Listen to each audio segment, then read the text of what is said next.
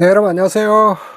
자, 요번 시간에는 이제 냉해에 대해서 좀 해 드릴게요. 저번 시간에는 열에 온도가 높을 때 오는 장애 해 드렸고, 요번 시간에는 냉해. 이제 온도가 낮음으로써 발생하는 피해를 갖다가 냉해라고 여쭤 있는데, 냉해. 냉해는 식물체 조직 내에서 결빙이 생기지 않는 범위 내에서 저온에 의해 받는 피해거든요, 이쪽에 있는데. 여름 작물이 있어 고온이 필요한 여름철에 비교적 낮은 냉온을 장기간 지속되도록 받아 피해를 받는 것 등을 말하는 거거든요. 이렇게 날씨가 이렇게 조금 보통 따뜻해야 되는데 갑자기 이렇게 좀 추워졌다든가 요랬을 때 오는 장애를 갖다가 냉해라고 그러거든요. 이거는 얼음이 얼어버리는 것, 이것을 동해라고 그러고, 날씨가 추워져 갖고 얼음을 얼지 않은 거 있잖아요. 요걸 갖다 얼지 않은 것으로 피해를 입은 것을 냉해라고 그러거든요. 냉해하고 동해하고 구분하세요. 냉해는 날씨가 추웠는데 얼지는 않은 거고, 동해는 얼어버린 거예요. 자, 열대작물의 냉해 사례, 이렇게 딱 보면 안쓰러움과 이제 극락조화 같은 거 볼 수 있는데, 이게 꽃이었고, 꽃, 예쁜 꽃이거든요, 이런 것들. 아, 이건 안스리움은 아메리카 열대지역의 원산지로 사도시와 저온이 오면 저온장애가 이렇게 발생을 하거든요, 이쪽 있는데. 그 다음에 이제 극락조화도 남아프리카 원산으로 사도시의 저온에서 저온장애가 이렇게 발생을 하거든요, 이쪽에. 이게 좀 따뜻한 지방에서 요렇게 절대지방에서 자라는 꽃인데, 요것이 이제 온도가 낮아지면 사도시야로 내려가잖아요. 그러면은 저온장애가 이렇게 발생을 하거든요. 요게 시험에 몇 번 나왔어. 한 두세 번 나왔어요, 시험에. 요렇게 저온장애 발생하는 거. 요것도 좀 안스리움하고 극락조화, 요런 것들 좀 알아놓으세요. 이게 냉해 피해가 많이 온다는 거, 이쪽에 있는데, 온도가 내려가면은. 자, 냉해 분류, 이거 이제 별을 가지고 한번 살펴보면, 냉해를 분류할 때, 요거는 시험에 아주 잘 나오는 거예요, 여기. 별표 한 3개 쳐놓으세요, 별표. 별에서 냉해를 이렇게 분류할 때게 지연형 냉해와 장애형 냉해, 그 다음에 요렇게 쭉 가면 병해형 냉해, 이렇게 3개로 나눌 수가 있거든요, 이쪽 있는데. 냉해의 종류를 지연형 냉해, 장애형 냉해, 병해형 냉해, 이 3개로 나눌 수 있는데, 요게 시험에 아주 잘 나와요. 지연형 냉해는 뭐냐면, 냉온 또는 일조 부족으로 낮은 온도에 처함으로써 생육이 늦어져서 수확량이 확 감소하는 유형을 갖다가 지연형 냉해라고 그러거든요, 이쪽에 있는데. 그다음에 이거는 출수가 지연되다든가 청고 현상이 나타난다든가 등수기 이게 불량하다든가, 등수기라면 곡식 여무는 거요. 여무는 것도 잘 안 여문다든가 요런 거거든요, 이쪽에 있는데. 이게 생육이 낮은 온도에 처함으로써 생육이 늦어져서 이렇게 지연형 냉해라고 그래요. 생육이 늦어져 갖고 수확량이 감소하는 거 있잖아요. 출수라는 것은 벼가 이렇게 있으면은 벼 잎사귀가 있잖아요. 이렇게 잎사귀가 있으면 열이 이렇게 줄기 밖으로 이렇게 이삭 있잖아요. 이삭이 이게 줄기 밖으로, 이게 벼 있으면 이렇게 줄기가 있고 나오는 게 여기서 이삭이 나오거든요. 이렇게 벼 이삭이. 이 벼 이삭이 줄기 밖으로 나오는 거 있잖아요. 요거를 갖다 출수라고 하거든요, 이쪽에 있는데. 자, 출수라는 것은 이삭이 줄기 밖으로 나오는 거예요. 이게 출수도 지연되고, 이렇게 냉온에 처음에 있잖아요. 냉온이 온도가 이렇게 낮아지면은 출수도 지연되고, 또한 이게 청고 현상 같은 거 나타날 수 있다는 거예요. 이제 등수도 잘 안 되고. 청고 현상이란 뭐냐면, 외형상으로 이삭의 출수나 개화 수정이 이게 불안정하게 되고, 심하면 선체로 녹색 상태로 마르는 거 있잖아요. 벼가 익으면은 요렇게 고개를 숙이고 이렇게 쭉 익어야 되는데, 그렇지 않고 이렇게 녹색 상태로 있잖아요. 말라버리는 거 있잖아요. 선체로 녹색 상태로 말라버리는 것 다 청고 현상이라고 그러거든요, 지금인데. 그래서 이게 지연형 냉해랑은 영양생장기와 생식생장기 있잖아요. 이제 영양성장은 뿌리, 줄기, 잎들이 막 성장하는 단계를 영양생장이라고 그래요. 생식생장은 이게 이제 꽃눈이 맺히고 꽃이 피는 단계 있잖아요. 그걸 갖다 생식생장이라고 그래요. 근데 이거는 영양생장과 생식생장기 있잖아요. 모두에서 발생할 수 있다, 지연형 냉해는. 요렇게 조금 알아놓으시고. 그러니까 온도가 낮아가지고 출수도 늦어지고 벼도 잘 안 익고 그런 형태를 갖다 지연형 냉해다, 요렇게 여러분들이 생각하시면 돼요. 그다음에 장애형 냉해는 생식세포 감수분열기에 있잖아요. 감수분열기에 냉온의 영으로 불임 현상을 초래하는 거예요. 불임 현상. 감수분열기. 이 감수분열기는 생식세포를 만드는 식인데 난자와 정자를 만들기가 세포분열하는 거예요. DNA가 이 N에서 N으로 이렇게 줄어드는 거 제가 앞에서 쭉 설명해 드렸어요. 요렇게 DNA가 이렇게 반으로 줄는 거, 난자와 정자 있잖아요. 그러니까 암술과 수술이 교배를 하기 위해서, 식물은 이제 암술과 수술이죠. 암술과 수술이 교배를 하기 위해서 여기 DNA가 있잖아요. EN이 반으로 줄는 걸 이걸 감수분열기라고 하거든요. 이 감수분열기에 냉온의 영향으로 불임이 이제 암수가 교배가 잘 안 된다는 거죠. 요런 걸 갖다가 장애형 냉해라고 그러거든요.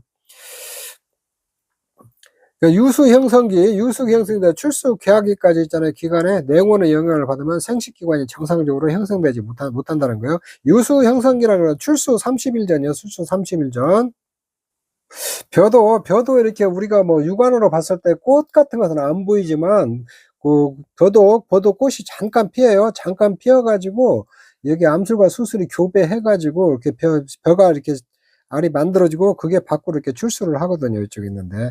그거를, 예, 그때 이제 암술과 수술이 이제 그 암술과 교배할 때 있잖아요. 날씨가 이렇게 추워지면은 냉온이 와버리면은 요렇게 교배를 잘 못해가지고 정상적으로 이렇게 불임을 초래해버리는 거 있잖아요. 요거를 갖다 장애형 냉해다. 요렇게 생각하시면 돼요. 그러니까 장애형 냉해라는 것은 이게 감수분열기에 날씨가 추워가지고 있잖아요. 추워갖고 암수 교배를 못한다. 교배를 못해갖고 불임 현상이 일어나는 거 있잖아요. 요걸 장애형 냉해다. 요렇게 조금 이해를 하시면 될 것 같아요. 자, 근데 이제 감수분열 장애형 냉해는 영양성장기에는 기상이 정상에서 영양성장을 양호하였으나 생식성장기에 있잖아요. 저온의 영향으로 불임 피해가 발생하는 것 같다. 발생을 하는 거거든요. 이쪽에 있는데. 그래서 장애형 냉해는 영양성장기에는 발생을 안 하고 생식성장기 있잖아요. 생식성장기에 발생한다. 요렇게 조금 이해를 하시면 돼요. 이쪽에 있는데. 그 다음에 이제 병해형 냉해라는 것은 이 병해충의 있잖아요. 병해충의 발생을 갖다 조장하는 유형이 있잖아요. 요걸 갖다 병해형 냉해라고 그래요. 병해형 냉해. 그 다음에 혼합형 냉해라는 것은 그 혼합 형태로, 그러니까 막 여러 가지 혼합해서 막 같이 와가지고 그 오는 냉해 있잖아요. 이렇게 보면 병해도 오고 지연형 냉해도 오고 뭐 장애형 냉해 같은 같이 복합적으로 오는 거 있잖아요. 이건 수학량 감소 가장 치명적인 유형이죠. 이쪽에 있는데. 자, 요렇게 조금 이해를 하시면 되고, 요거는 조금 내용은 그렇게 어렵지 않으니까 이렇게 쭉 지연형, 장애형, 그 다음에 병해형 냉해 있잖아요. 요거 시험에 아주 잘 나와요. 냉해 대책으로서는 지연형 냉해 있잖아요. 보온 절충 모짜리나 비닐 모짜리들을 만들어 조기에 육모해서 조기에 그 모짜리를 만들어 가지고 벼의 사육 기간을 보통 재보면 약간 빨리 이동시키는 조식 재배를 하라는 거예요. 조식 재배. 이렇게 지연형 냉해 좀 일찍 심으라는 거예요. 조식 재배가 좀 일찍 심는 거예요. 좀 땡겨서 뭐를 심으라는 거죠. 이쪽에 있는데 모짜리 같은 거 좀 일찍 좀 만들고 모두 좀 일찍 심으라는 거예요. 이쪽에. 장애형 냉해 이제 대책으로서는 냉해성, 냉해에 강한 품종 있잖아요. 선택하고, 인산이나 칼륨 있잖아요. 요거를 갖다가, 인산이나 이제 칼륨비를 증시한다고 하는데, 인산이나 칼륨비를 추가로 더 이렇게 뿌려주라는 거예요. 이쪽에 있는데. 인산, 이거 뿌리 발육이죠. 뿌리 발육. 그 다음에 칼륨 있잖아요. 그런 수분 이동을 원활하게 해주는 거예요. 수분 이동 원활하게 해줘. 이런 것들을 갖다가 추가로 이렇게 조금, 비료를 갖다가 뿌려주라는 거죠. 이쪽에 있는데. 관계 및 배수 조절에 의한 비료의 효과를 높여주는 거예요. 비효를 높인다는 거예요. 비효가 비료의 효과의 효과. 관계에 물을 댄다든가, 배수를 한다든가 해가지고, 논 같은 데 있잖아요. 물 조절을 잘 해가지고, 비료 이렇게 효과 있잖아요. 이걸 좀 높여주라는 거예요. 영양 상태를 조절하고, 출수기를 벼 이상에 나오는 시기 있잖아요. 영양 상태를 조절해가지고 출수율을 좀 변화시켜 주라는 거예요, 이쪽에. 그 다음에 누수답을 개량하고 냉수 관계를 피한다. 누수답이라는 것은 물이 쉽게 새는 논 갖다 누수답이에요. 물이 잘 갖다 모래 갖다 많아가지고 물이 쑤셔서 잘 빠져나가는 논이요. 이런 건 논은 이제 좀 개량하고 냉수 관계를 피한다. 찬물 있잖아. 아주 너무 찬물을 갖다가 찬물로 대는 거, 관계로 물을 대는 거요. 너무 찬물을 대는 것을 좀 피하라는 거예요. 이쪽에 있는데. 틀렸고, 이제 기출문제 한번 보죠. 기출 3에 다음에 설명하는 내용에는 문제가 좀 떨어져 있네요.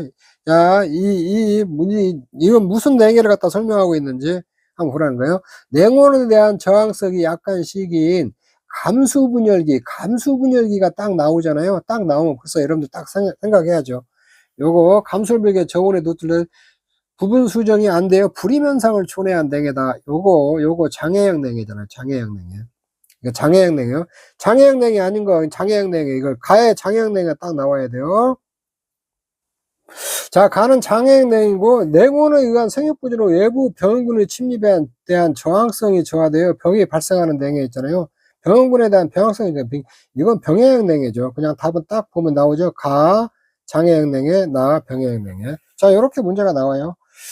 BC가 저장한 화해는 BC가 화해를 수확해서 4도씨 냉장고 2주간 저장으로 출하 유통을 하였더니 저장자들의 저온저항이 발생했다. 4도씨 이하에서 저온저항이 발생한 안스리움이죠. 안스리움이나 극락조화 같은 거. A농가 실수로 2도씨에 저장해 저온저항이 발견될 품목. 이거 열대지방에서 자라는 것들이요. 안스리움이나 극락조화 같은 거. 극락조화죠. 이렇게. 그 다음에 설명하는 4개로 올바르게 짝지어진 거 작물 생육과 특히 냉온에 대한 저항성이 약한 시기 요렇게 저온의 접촉으로 뚜렷한 피해를 받게 되는 냉해 요거를 뭘 설명해? 장애형 냉해예요. 장애형 냉해. 자, 그리고 나는 오랜 기간 동안 냉온이나 일조 구조로 생육이 늦어지고 등숙이 충분하지 않는 감수를 초래한 이거 지연형 냉해죠. 지연형 냉해. 요렇게 장애형 냉해 지연형 3번이죠. 이렇게 답은 이렇게 간단히 이렇게 찾을 수 있는 문제들이에요. 지금 보면. 자, 문제 5번 4도시 저장 시 저온에 발생하는 절해로 짝지어진 것은 요거는 이게 극락저하와 안수리움. 여기 극락저하와 안수리움이 이제 저온장이 발생했잖아요. 요거 좀 문제가 자주 나오죠. 이쪽에 있는데. 그리고 자, 0도시에서 저온장애가 발생하는 최소만 나이란 건 이거는 호온성 작물 있잖아요. 호온성 작물이 저기 발생을 하겠죠. 저온장애가 호온성 작물. 여기서 호온성 작물은 가지하고 토마토예요. 가지하고 토마토. 요렇게. 그 다음에 호온성은 열매 채소 있잖아요. 위에 이렇게 지상에 있는 열매가 이렇게 달린 것들 있잖아요. 요런 것들이 호온성 채소예요. 호온성. 열매 채소라고 보면 되고, 혼행성은 잎채소나 땅속 작물, 땅속. 잎을 먹는 거 있잖아요. 우리가 이렇게 보면은 배추나 이런 것들, 요런 거고, 땅속에서 살면 다 생기는 거 있잖아요. 마늘, 양파 있잖아요. 마늘이나 양파, 이런 것들, 땅속에서 이렇게 생성되는 것들 있잖아요. 여기가, 우리가 먹는 것이, 요런 것들 있잖아요.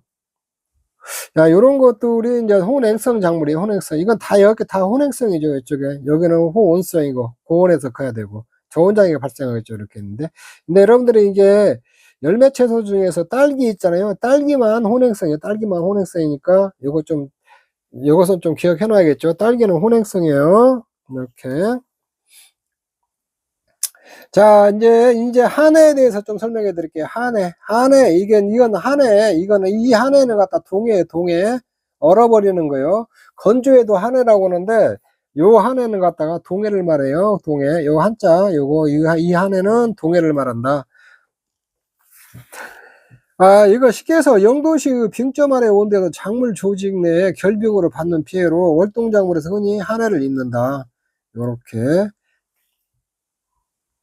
그리고 날이 너무 추워가지고 작물이 얼어버려서 이런 피해를 갖다 하네 이게 동해라고 그래요. 이쪽에 있는데. 근데 과수 같은 경우는 보통 봄에 심어서 가을에 수확하는 작물들은 수확을 해버리니까 동해를 별로 안 입는데, 그 다음에 과수 있잖아요. 과수는 과일만 따고 겨울을 지나야 하거든요. 겨울을 지나는데 너무 추울 때에 피해를 입고, 또 마늘이나 양파 이런 것들이 있잖아요. 가을에 심어갖고 그 이듬해 겨울 지나갖고 그 이듬해 늦봄이나 이렇게 좀 오르골달에 수확을 하거든요. 요런 것들이 동해를 조금, 날이 너무 추워져 버리면 동해를 좀 입을 수가 있거든요, 이쪽에. 자, 내동성 중가용인, 내동성이라는 추위에 잘 견디는 성질이요. 중가용인. 내동성이 어떤 때 중가를 하냐? 요거에 대해서 쭉 설명을 해놨어요. 세포 내 결합수가 많고, 세포에그 삼투압이 높을 때 내동성이 증가한다. 수분 폰테들을 낳았을 때 증가함. 요렇게 돼 있거든요. 이쪽인데. 이 말이 조금 어려워요. 세포 내 결합수가 많고, 이게 세포 내 결합수가 많다는 건 요렇게 봐야 돼요. 요렇게 지금 안에 세포가 있잖아요. 제가 그 수분에서 세포 좀 설명했었어요. 그 세포 벽이 있고, 이 안에 세포막이 있고, 안에 요렇게 뭐 엽록체도 있고, 이렇게 세포 이렇게 물질들이 있어요. 이게 원형질이나 이런 물질들이 있잖아요. 근데 이제 결합수라는 게, 이 안에 다 물로 돼 있어요. 물이 요렇게 따뜻하게 붙어 있는 거예요. 이렇게 이쪽에 물이 붙어 있고, 요쪽에 이 안에 있는 거, 이 안에 있는 물들을 자유수라고 하거든요. 자유수. 이쪽에 안에 있는 거 자유수. 근데 이렇게 딱 붙어 있는 물만 있다는 거예요. 쉽게 얘기해서 결합수가 많다는 것은 이게 물에 딱 붙어 있고 안에 물이 없다는 거예요. 이게 세포 내에 물이 없을 때게 내동성이 좀 강하다는 거예요. 요거 동에 작물이 언다는 건 세포가 얼어버리는 거예요. 세포도 이렇게 다 물로 돼 있어요. 모든 작물은 제가 다 세포로 돼 있다고 그랬죠. 세포 안에도 이렇게 물이 90%거든요. 근데 이 안에 있잖아요. 이 세포 안에 이렇게 물질들이 있고 또 이런 게 물들이 이렇게 있거든요. 있는데 물들이 이렇게 딱딱딱 이렇게 세포에 이렇게 딱 붙어 있다는 거예요. 붙어 있고 이게 붙어 있는 게 결합수라고 그래요. 여기 동동동동 떠다니는 거 있잖아요. 이걸 자유수라고 하는데 이 자유수가 별로 없고 결합수가 이렇게 많다는 거예요. 결합수가 많다는 거는 이 안에 세포 안에 물이 없다는 거예요. 그러니까 세포도 안에 물이 없을 때 동해에 강하다는 거예요. 이쪽에. 그리고 세포하고 세포의 그 삼투압이 높을 때 내동성이 좀 증가한다고 그래서 세포의 그 삼투압도 제가 수분할 때 조금 잠깐 설명했는데 다시 한번 설명해 드리면은 이 삼투라는 게 뭐냐면 농도가 낮은 곳에서 농도가 높은 곳으로 물이 이렇게 쭉 이동하는 걸 갖다 삼투라고 그래요. 삼투. 요렇게 수분 포텐셜은 이 수분 포텐셜이 높은 곳에서 제가 낮은 곳으로 간다고 그랬어. 낮은 곳으로. 그러니까 삼투 제가 여기에 이제 맑은 물이 있고 맑은 물이 있고 여기에 저 흙탕물 같은 게 있다고 그래요. 흙탕물. 요렇게 있으면 맑은 물에서 흙탕물 쪽으로 물은 이동하거든요. 이게 흙탕물이 농도가 높은 거예요. 농도가 높고 이게 농도가 낮다고 그래요. 이게 뭐 물 안에 그 분수물 같은 것이 많이 있는 걸 농도가 높다고 그러거든요. 이렇게 물은 맑은 물에서 농도가 높은 쪽으로 이렇게 이동을 하거든요. 이쪽에 있는데 그래서 물이 이동하는 압력 있잖아요. 물이 이동하는 압력 이쪽으로 막 이동 올라가는 거 있잖아요. 농도가 높은 쪽으로 물이 막 이동하려는 압력 있잖아요. 압력 이걸 갖다 삼투압이라고 그래요. 삼투압이라고 그래요. 이쪽에 이렇게 물이 낮은 쪽에서 물이 높은 쪽으로 막 이동을 하는 압력 있잖아요. 압력 여기 이제 여기서 받는 압력 이 압력을 갖다 삼투압이라고 그러거든요. 이쪽에 있는데 그래서 이 삼투압이 높다라는 거 뭐냐면 세포의 그 삼투압이 높다라는 거 있잖아요. 요렇게 있으면 여기 한번 보시죠. 이게 세포 이 안이 있잖아요. 이 안이 있고 이게 밖에 있어요. 이쪽으로 물이 막 이쪽으로 지금 막 들어가려는 압력이 지금 세다는 거예요. 삼투압이 높다는 거. 그런 거는 결국엔 이 세포 안에 농도가 높다는 거거든요. 세포 안이 농도가 높다는 거거든요. 이쪽에. 쉽게 해서 이 세포 안에 뭐 여러 가지 물질들이 있는데 이런 물질들이 있잖아요. 많을 때 요건 내동성이 강해진다는 거예요. 이쪽에. 그렇게 조금 이해를 하시면 돼요. 자, 수분 포텐셜이 낮을 때 증가한다. 수분 포텐셜 다시 한번 설명해 보면은 수분 포텐셜이라는 것은 이렇게 물이 자유롭게 막 물 분자 있잖아요. 물도 이게 다 분자들을 결합을 해서 물 분자들이 막 움직이는데 자유롭게 움직이는 거 있잖아요. 이걸 수분 포텐셜이라고 그래요. 수분 포텐셜. 요거는 맑은 물 있잖아요. 맑은 물에 아무것도 없으니까 이거 걸리적거리는 거 없어요. 물이 자유롭게 막 움직이거든요. 그래서 이게 수분 포텐셜이 맑은 물이 수분 포텐셜이 더 높거든요. 이쪽에 있는데. 그리고 세포 안에 이렇게 뭐 여러 가지 뭐 이물질들이 많이 있는 거 있잖아요. 많이 있을 때 요때는 수분 포텐셜이 낮다고 그러거든요. 이쪽에 낮다고. 그래서 수분 포텐셜은 높은 곳에서 낮은 곳으로 이동한다. 요렇게. 삼투압은 농도가 낮은 곳에서 농도가 높은 곳으로 이동하는데 수분 포텐셜은 수분 포텐셜이 높은 곳에서 낮은 곳으로 이동하거든요. 그래서 이렇게 여기 보시면은 여기 맑은 물 있잖아요. 여기가 수분 포텐셜이 높아요. 이쪽이 높죠. 수분 포텐셜이. 이쪽이 수분 포텐셜이 높고 이쪽이 수분 포텐셜이 낮거든요. 이물질들이 있으니까. 자유롭게 물 분자들이 자유롭게 못 움직일 거 아니에요. 못 움직이니까 수분 포텐셜이 낮다고 보시면 돼요. 여기 자유롭게 움직이니까 맑은 물이 수분 포텐셜이 높고, 요렇게 한다고. 삼투하고 수분 포텐셜하고는 이동하는 거 있잖아요. 이렇게 같은 원리인데 표현을, 삼투는 농도가 낮은 곳에서 농도가 높은 곳으로 이동하고, 수분 포텐셜은 수분 포텐셜이 높은 곳에서 낮은 곳으로 이동한다. 요렇게 조금 이해를 하시면 돼요. 그래서 이건 결론은 뭐냐면은, 요거 여러분들이 지금 제가 설명해 준 내용이 조금 어려울 수 있거든요. 어려울 수 있으니까 요렇게 이해하세요. 일단은 이 세포안이 있잖아요. 세포가 아는 거예요. 세포안이 물이 없을 경우에, 물이 적을 경우에 있잖아요. 내동성이 강하다는 거예요. 그게 결합수가 많다고 그렇게 이해를 하시면 되거든요. 세포 안에 이렇게 물이 따따따 붙어 있는 거 보니까 물이 많지 않다. 자유롭게, 물이 많지 않을 때, 결합수가 많다는 것은 세포 안에 물이 없다고 이렇게 생각하면 돼요. 물이 없을 때게 내동성이 강하고, 또한 물이 있더라도 삼투압이 높다는 거 있잖아요. 삼투압이 높다면 물이 안에 있더라도 이렇게 물질들이 있잖아요. 이렇게 물질들이 많을 때 내동성이 좀 강하다. 맑은 물보다는, 그러니까 쉽게 해서 우리가 이렇게 생각하시면 돼요. 우리가 맑은 물보다는 소금물이 잘 안 얼거든요. 요렇게. 그래서 세포 안에 물질들이 많을 때 내동성이 강해진다. 요렇게 생각하시면 돼요. 세포 안에 물이 없다든가, 아니, 물이 있어도 그 안에 다른 물질들이 많이 있을 때에 내동성이 좀 강하다. 그렇게 이해를 하시면 되거든요. 그래서 세포 내 결합수가 많고, 세포의 삼투압이 높을 때, 우리 안에 이물질이 많으면 농도가 높으냐, 물이 이동하려고 그러면 압이 높아지거든요. 그게 이제 삼투압이 높다고 그러거든요. 그리고 이제 그러면 수분 포텐셜은 물에 안에 물질들이 좀 자유롭게 못 움직이니까 수분 포텐셜은 낮을 때 내동성은 증가하는 거거든요. 자, 그렇게 여러분들이 이해 놓으시면 될 것 같아요. 제가 중간 설명한 것은 여러분들이 알 필요 없고, 여러분들은 이 결과 있잖아요.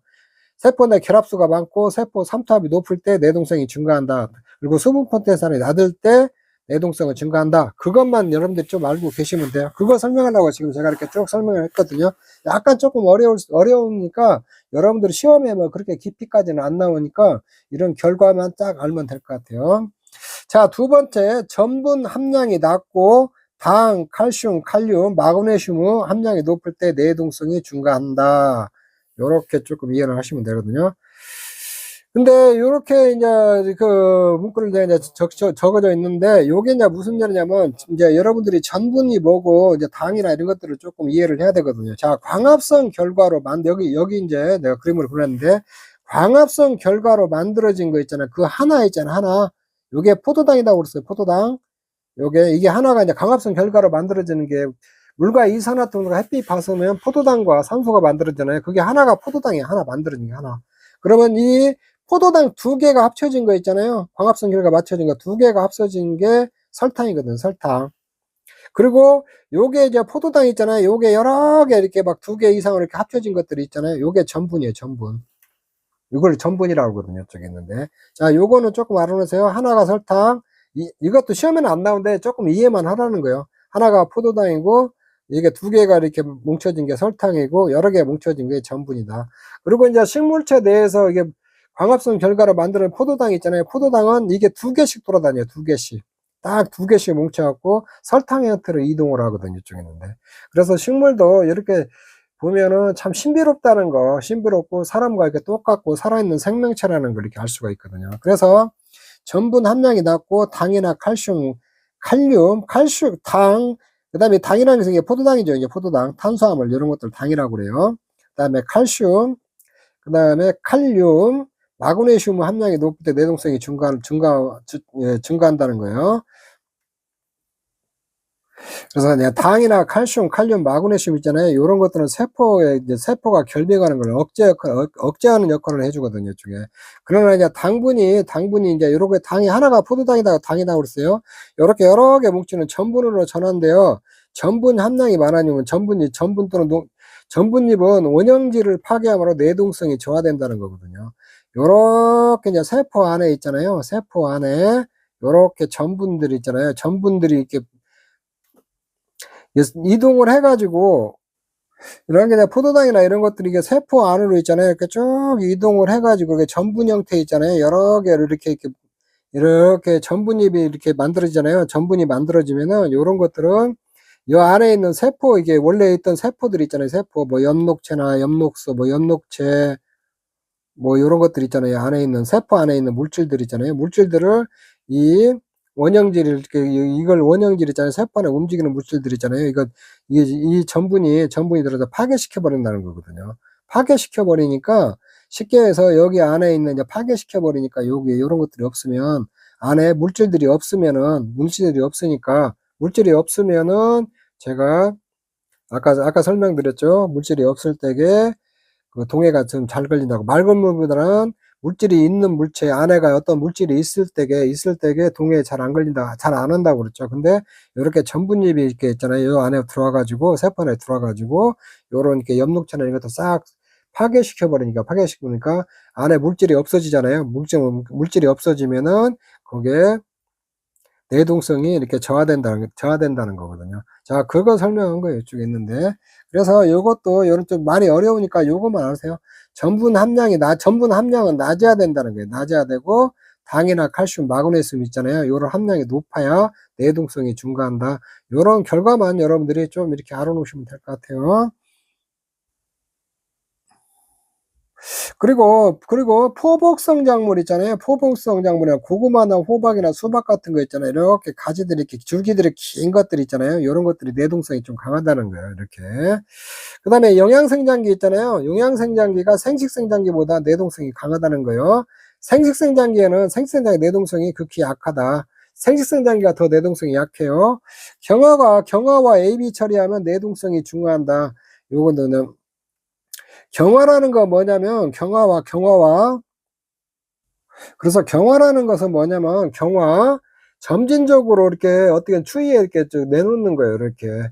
그래갖고 적응시키는 거거든요. 이렇게 모짜리 같은 거 보면은 뭐를 갖다 나중에 심었을 때 하우스로 싹 이렇게 덮어놓거든요. 덮어놨다가 나중에 그 하우스를 좀씩 열어주거든요. 그런 게 경화예요. 추위에 이렇게 점진적으로 노출시켜갖고 적응력을 키우는 거 있잖아요. 요걸 갖다가 경화라고 그러거든요. 경화하면 내동성이 증가한다는 거예요. 이렇게. 예, ABA야. 이 ABA는 이렇게 아부시스산인데 이게 스트레스 받는 상태에서 이렇게 그 나오는 생장 조정 물질이 호르몬이요. 스트레스 상태에서 나오는 호르몬인데, 요거 저기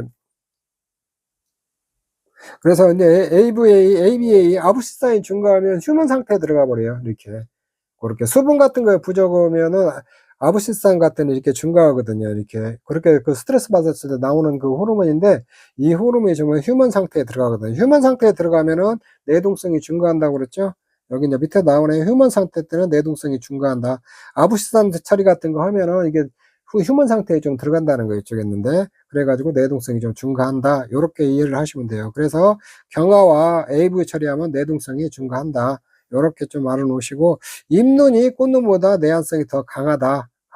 요렇게 조금 알아놓으시면 될 것 같아요. 자, 지금 내가 이렇게 쭉 설명한 내용들이 조금 어려운 내용들이 이게 문구들이 어려우니까 여러분들이 뭐 과정이나 이런 것들은 막 복잡하게 알 필요 없어요. 이렇게 여러분들이 결과치만 딱딱딱 알아놓으면 돼요. 이렇게 세포 내 결합수가 높고 세포 삼투압이 높을 때 내동성이 증가하고 수분 포텐셜은 낮아야 된다.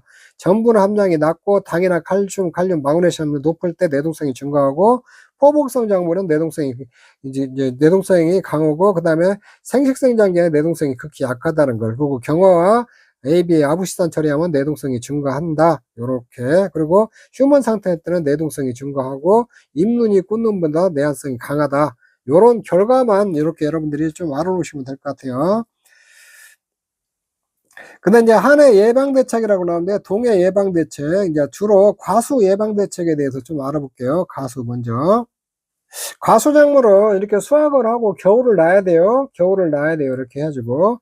이제 과수가 이제 요렇게 내동성이 약해지는 원인은 질소비료나 가을철 잦은 강우도로 도장했다는 거, 웃자랐다는 거예요. 웃자라가 늦게까지 자란 나무 있잖아요. 요거는 저장 양분이 적어갖고 저온에 견디는 힘이 약하다는 거예요. 이쪽에. 질소를 많이 줬다든가, 그 다음에 가을철에 잦은 강우 있잖아요. 강우가 오면은 나무가 도장은 웃자란다는 거예요. 쓸데없이 이렇게 자라기만 하고 영양분이 부족해가지고 저온에 견디는 힘이 약하다는 거예요. 강전정을 해갖고 새로운 가지가 나온 가지 등 있잖아요. 이것도 저온에 약하다는 거 이쪽에 있는데, 강전정전에 줄기를 많이 잘라내서 세 가지를 발생을 촉진시키는 전정법이에요. 많이 잘라내갖고 세 가지 키우려고 이렇게 하는 전정 있잖아요. 이거요.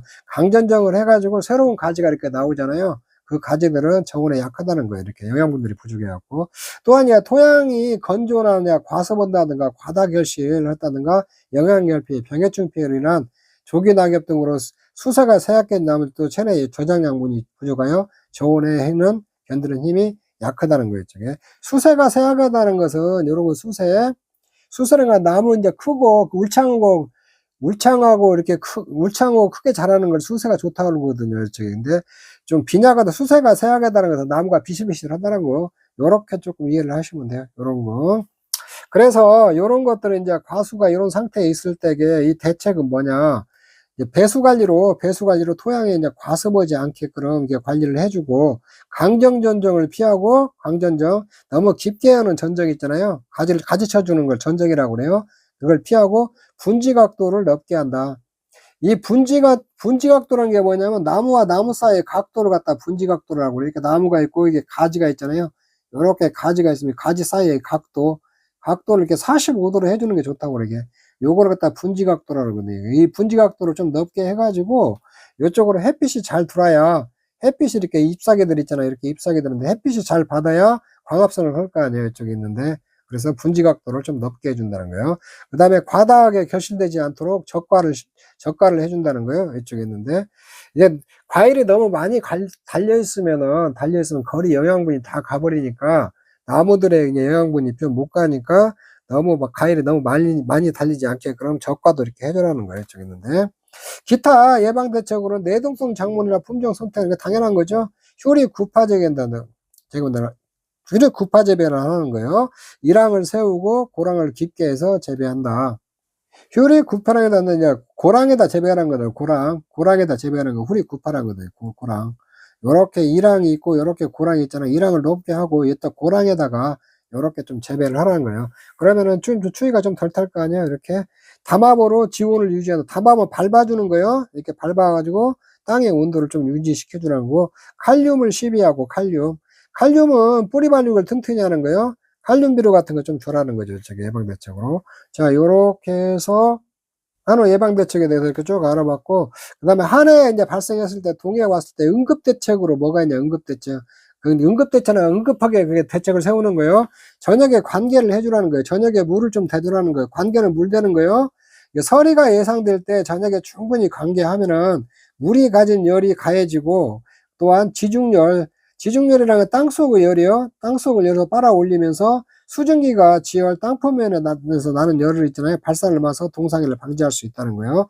그러니까 저녁에 관계를 해주면은, 물을 이렇게 대주면은 물에서 자체에서 나오는 열이 있어요. 이렇게 물이 열이 좀 가해지고 또한 땅속의 열이 이렇게 올라온 것들 있잖아요. 올라온 것들 수증기가 발산을 막아가지고 동상해를 좀 방지시켜 준다는 거예요. 그래서 저녁에 이제 좀 물을 좀 대달라는 거예요. 송풍법. 요거 송풍이라는 것은 이렇게 위에 따뜻한 공기를 있잖아요. 밑에로 이렇게 내려주는 거예요. 이렇게 요런 거 같은 거 좀 사용을 하고, 그 다음에 피복 있습니다.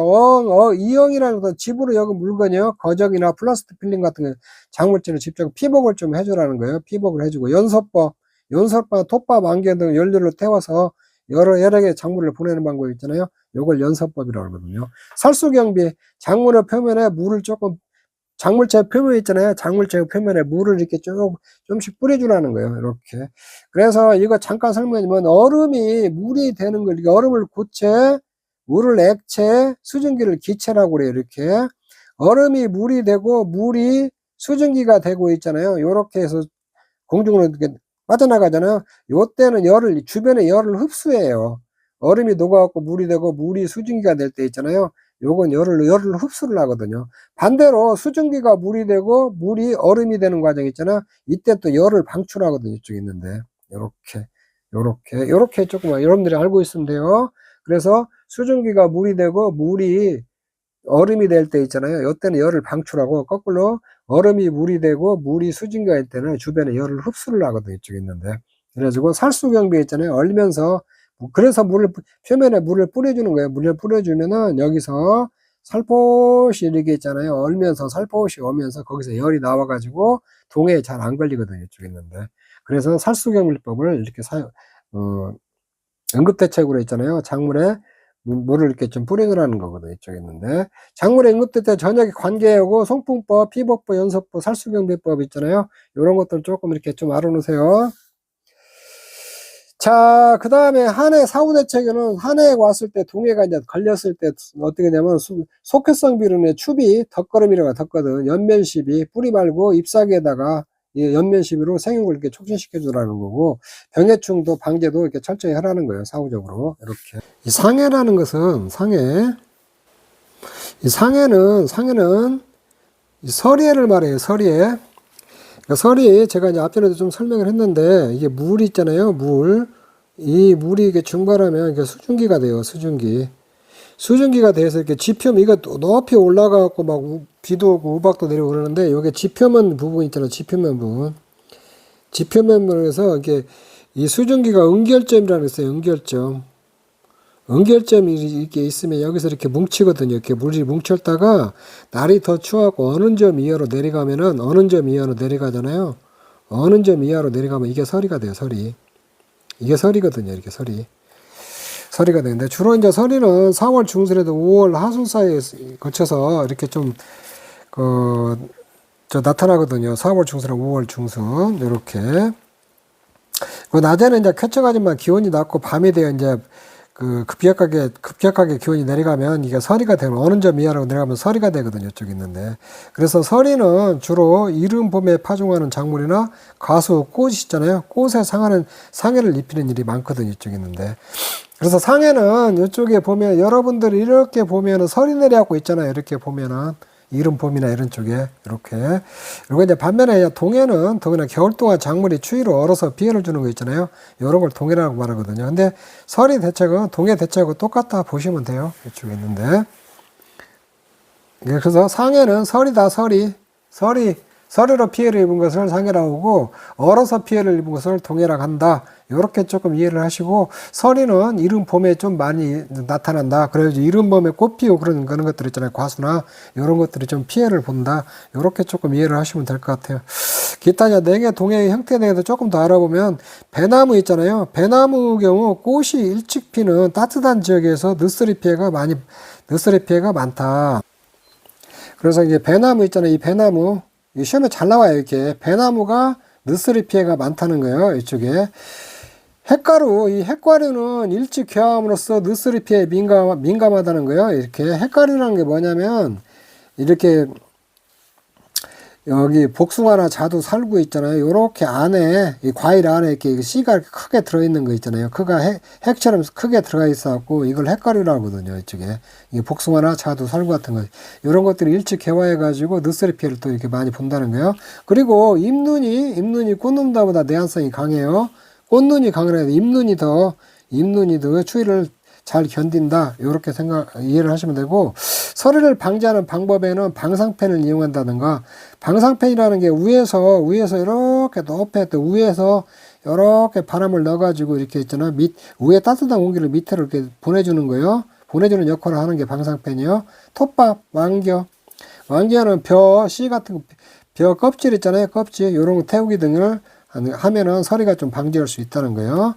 과수는 바르기의 내한성이 약하다는 거예요. 바르기의 내한성이 약하고, 영하 1에서 4도씨는 피해를 입으나, 낙엽은 휴면기가 되면 내한성이 강해진다.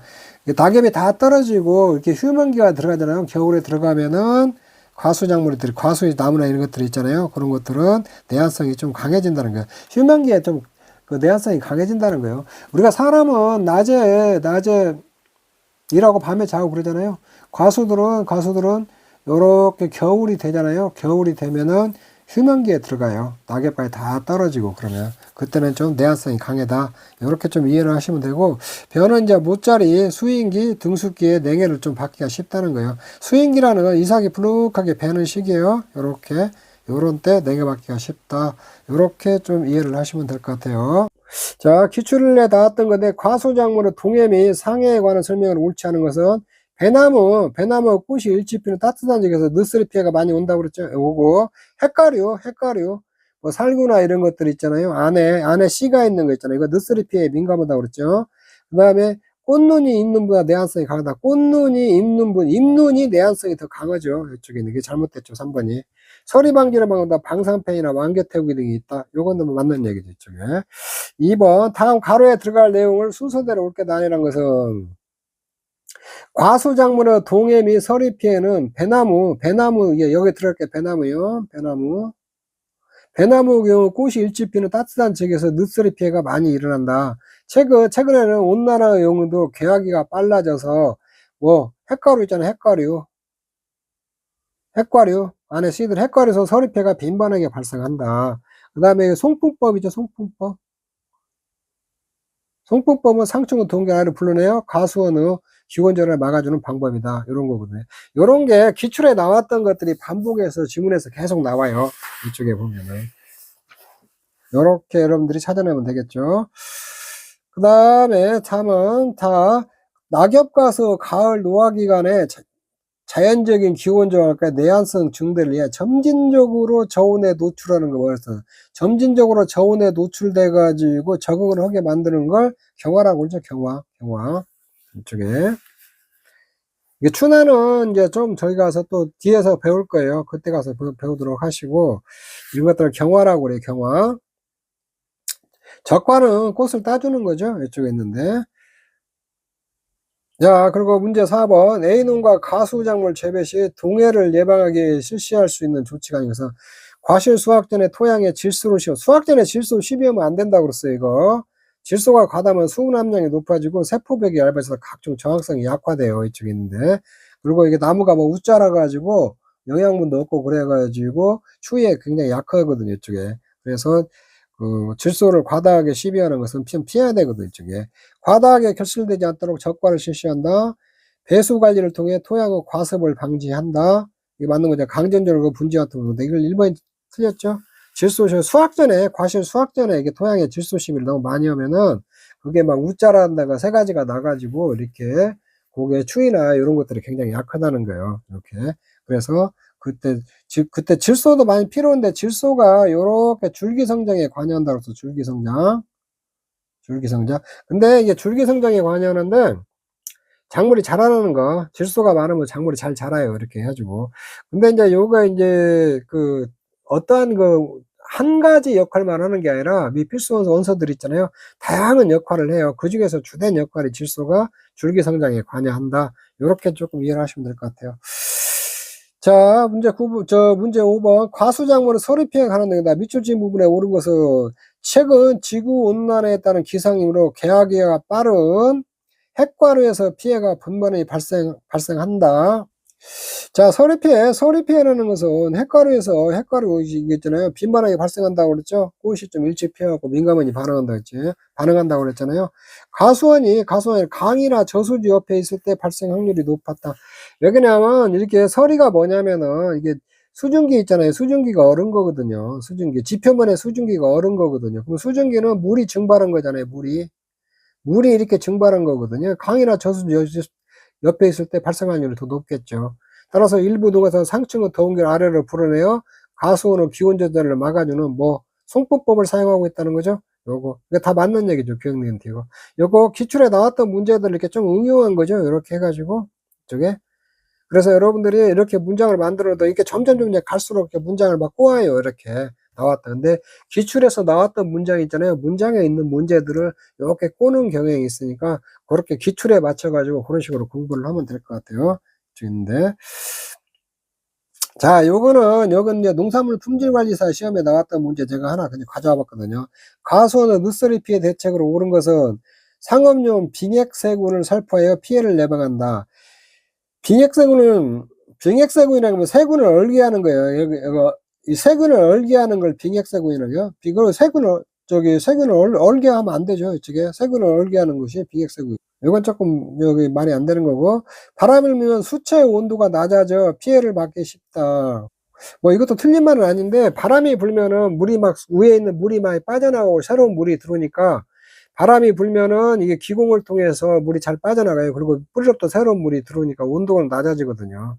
근데 이게 지금 대책이 아니죠. 누수리 피해와 대책을 세우라 했는데 피해를 받기 시작 이건 대책이 아니죠. 이거는 이제 좀 대책은 아니고 우리나라에서 살구나무 있잖아요. 이게 살구나무 핵가루예요. 핵가루에 비해 개화식은 포도나무에서 많이 아니죠. 살구나무 핵가루가 누수리 피해를 많이 입는다고 그러죠. 이쪽에 있는데 이쪽에 스프링클러를 이용한 수상 살수를 통해 피해를 억제했다. 그렇죠. 미세 살수 장치로 같은 게 물을 살짝 뿌려주는 거 있잖아요. 뿌려주면은 누수리 피해 같은 거 좀 이게 물을 딱 과일이나 나무에다 뿌려주면 살포시 얼면서 그래서 조금 열이 나온다고 그랬죠. 이렇게 얼음이 되면서 수상 살수를 통해 피해를 억제할 수 있다. 이게 맞는 얘기죠. 이쪽에 있는데. 그래서 여러분들이 내용은 이렇게 쭉 보지만 기출문제 듣는 기본적인 것들을 조금 이해하면은 문제를 이렇게 풀 수 있도록 나오거든요. 이쪽에 있는데.